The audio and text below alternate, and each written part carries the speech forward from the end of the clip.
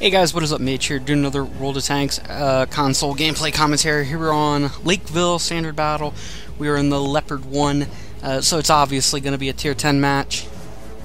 And you'll see here in this match, you know, some of the, I guess you could say, the faults of the Leopard, you know, the things that keep it from being a perfect, but you also see some of the good things about this tank.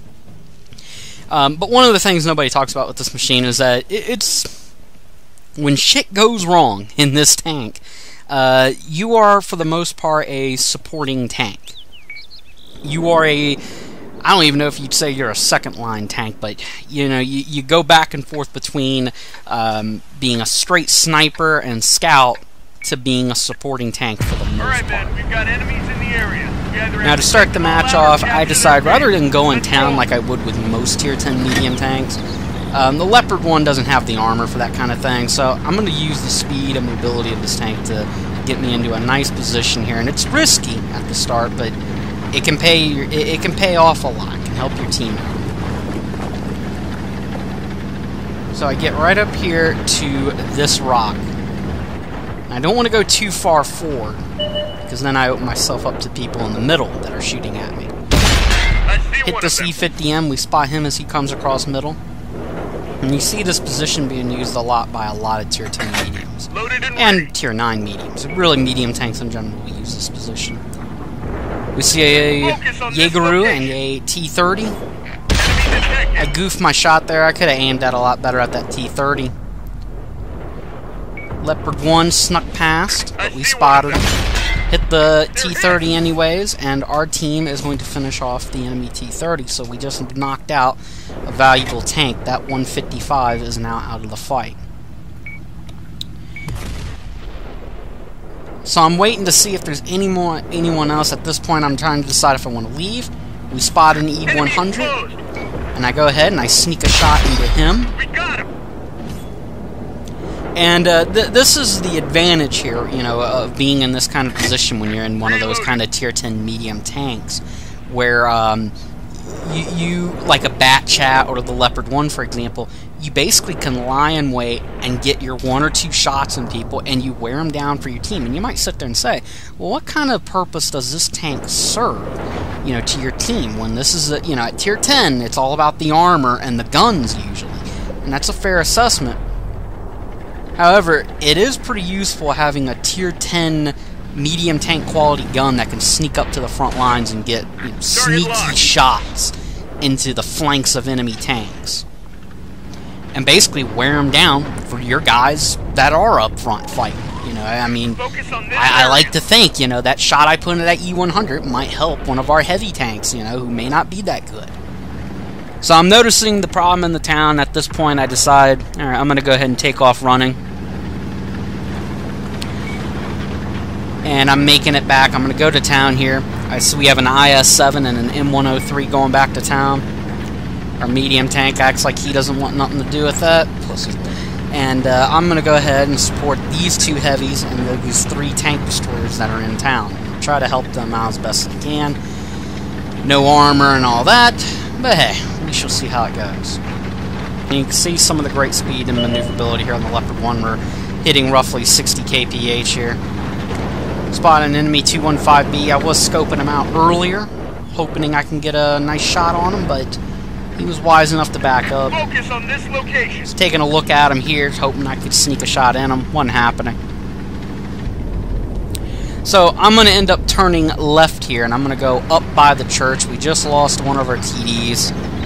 At this point, I'm not feeling too damn good because I was kind of hoping our team would have kept its act together, but oh well. I'm going to round the church here, and I'm going to support this Waffentrager E100, who I know has just taken a hit. Turns out it's from the 215B. He does hit the 215B twice for me. And I'm just going to take advantage of the fact that I can get to this guy's side. Now, I ended up panicking a little bit when I seen that Foch 155 round the corner. But he wasn't interested in me, and he didn't care about the 215B. Now, I take a shot here from the 215B. I'm fine with that. We get some lucky RNG here on the follow-up shot, and we end up killing the 215B. Probably saved ourselves a nice chunk of hit points. Ready to fire. Foch 155 is getting hit by us, but behind me is a Jagdpanzer E100 who I am desperately trying to get away from. He slams one right into the back of me. Nearly takes all my health off of my tank. Bit frustrating, but oh well. So I hit the tracks here on the Jaegeru, and I'm seeing our IS-7 square off against their M103, and I'm thinking, alright, our IS-7 can handle that. How wrong I was. So I'm feeling pretty confident here. I'm keeping the Jaegeru here tracked. Shoot him again, keep him locked in place. I'm going to go up here, and I'm going to get behind this guy, and I'm anticipating our IS-7 to kill this M103 or handle business.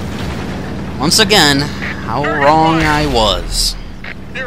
I'm behind the Jaegeru, and you've just seen our IS-7 check out. And I now see the 103s coming back, so I'm going to get the hell out of Dodge, because this is not a dogfighting kind of Tier 10 need. That shot probably went into the side of a building, but I got 2 or 3 good hits into that Jaegeru, and I'm now trying to get away. M103 doubles back, tries to hit me, misses his shot.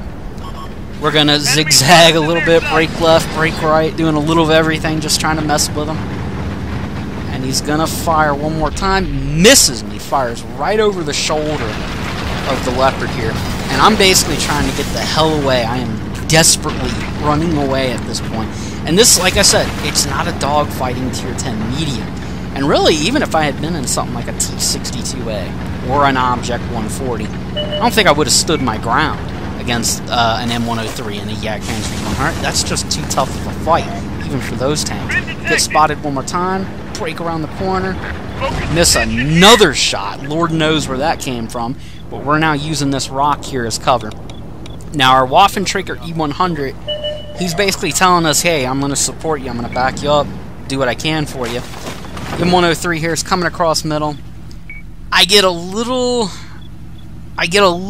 too confident in myself here, and I'm thinking I can pop out and shoot him. They found us.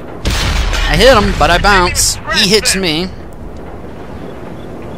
We're going to bounce out here, hit him in his lower glacis, and we're going to let the Waffle finish him off.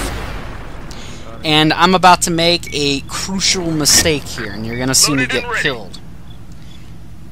I'm wondering what the Jagdpanzer E100's doing, and I start poking around here a little bit. You're just gonna see me poke around. It's like you knew it was coming. You know, I was begging to get smacked.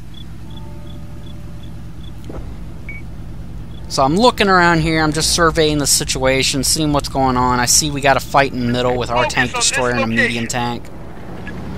I poke out, nothing. Poke out a second time, nothing. I'm wondering, where the hell is he? I go to dance out here, there he is. He's trying to climb the hill. I should have went full fucking throttle. Fuck you, Waffenträger. I don't want your help. I should have just done it. Probably could have killed him. But I underestimate how high this guy can raise his gun. Little indecision on my part, and I get smacked in the face by a 170mm shell from a Jagdpanzer E100 that was more than happy to oblige. Credit to this guy here in the Waffenträger. I mean, he was trying to help me. Our Foch 155 has finally made it through middle. He is going to finish off this E50M, but that goes to show you some of the. That goes to show you why you don't see the Leopard 1 as often as you used to. And some of that is the balance in the game. I remember back when the Leopard 1 always was around. You'd always see these things in games. You don't see them as much as you used to because you have tanks like the Batchat. You have tanks like the Object 140, the 62A. I mean, those tanks have always had a following, and they never went away. But the Batchat's kind of circumvented what the Leopard 1 used to do because it has an autoloader. But the Leopard 1 still brings something to the table. It's an agile tank. But it's mostly a supporting tank. A Batchat can make its own place because of that autoloader. And our Waffenträger E100 shall perish very shortly, but it goes to kind of show you how unique the balance in the game has changed since the Batchat showed up, since tanks like the 430 showed up, Object 140, 62A. Some things change, but you have other tanks that kind of step into the void. And the Leopard 1, it's not like it's been power creeped on. I mean, this is no M48 patent. but it still has its place. But it's mostly a supporting tank in those situations like I just showed you. Once again, shout out to this guy in the Waffentrigger E100. He had a good game. He was trying to help me out. We do about 4,400 damage. Did what I could. Alright guys, I'll catch you guys later. Peace out.